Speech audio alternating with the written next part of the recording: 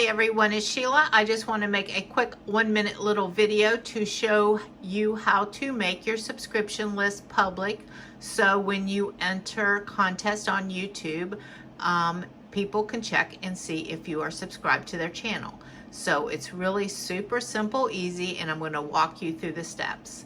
Now from your YouTube homepage right here, you go over here to the top right hand side. If you see my mouse over here, just click on, that's my picture of course, but just click on your picture, whatever that is, and this drop down menu will pop up and you scroll down to right here to where it says settings.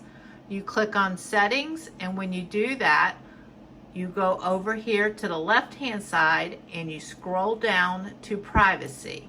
And this is where you're going to make your subscription list public.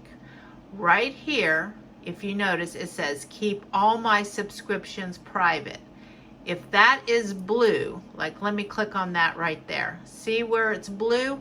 That means it's private. If it turns to a gray, that means it's public. So that's all you need to do to make sure it's public. Just make sure that's gray right there and you are set to public. So I hope that was helpful and thank you for watching. Bye-bye.